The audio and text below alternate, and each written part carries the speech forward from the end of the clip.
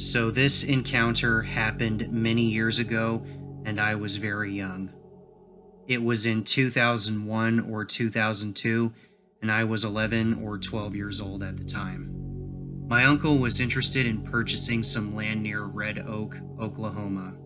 I do not know exactly where it was, but it was several acres in a very remote area. My father, mother, and myself decided to accompany him one Saturday to scope out the property. From our home, it was a little more than a 3-hour drive, but we all loved riding in the car, so while it was not going to be the most eventful road trip, we went just to get out of the house. Upon arrival, I remember being very underwhelmed by the place. No houses anywhere nearby, and hardly even any signs of life at all, apart from a few birds, and the wooded area wasn't exactly what I would call picturesque. Still, we parked our car off the side of the road to go explore the woods a little.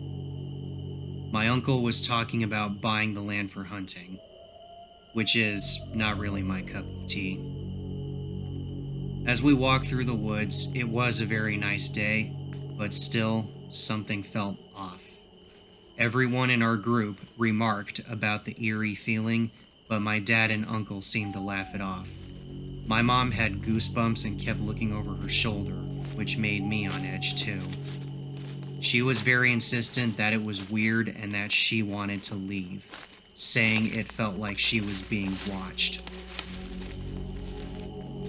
After a bit of hiking, I noticed that there was a small red building.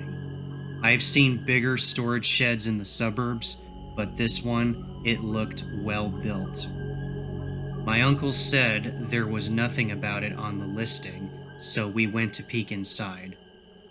The door was open, and inside there were opened cans of food, a ratty blanket on the floor, and it stunk unlike anything I'd ever smelled before.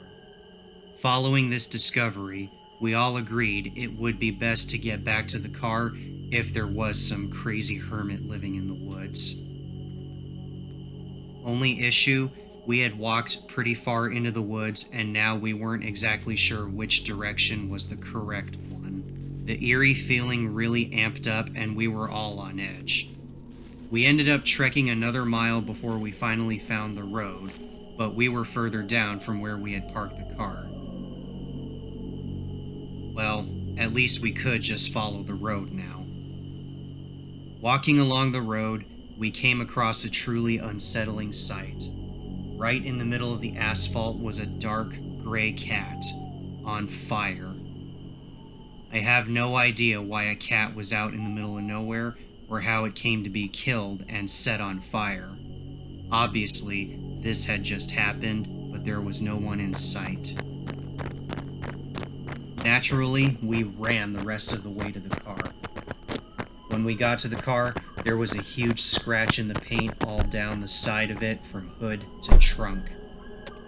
Thankfully, that was the only damage, and my dad was able to start it without any trouble, and we drove away as fast as we possibly could. My heart is beating fast just recounting this moment. Definitely one of the scariest of my life. Needless to say, my uncle did not buy the land, and I will always remember this terrifying encounter, but like anything over time, I sort of pushed it to the back of my mind, and it just became one of those odd moments you occasionally retell at family get-togethers years later. So much that it's almost just a funny story.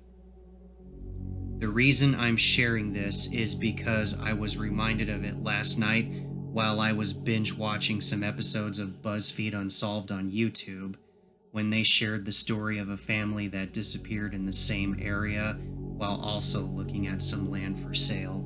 The disappearance of the Jamison family is the name of the mystery in the video if any of you are interested. The family died in the same area we were searching, roughly 7 years after we made our trip there.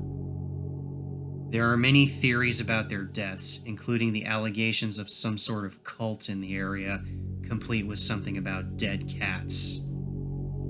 Coincidence? Probably. but the whole story gave me chills. So my family and I narrowly avoided being killed by some witches or a cult or whatever. Or maybe we stumbled upon a hermit who didn't want us in his woods.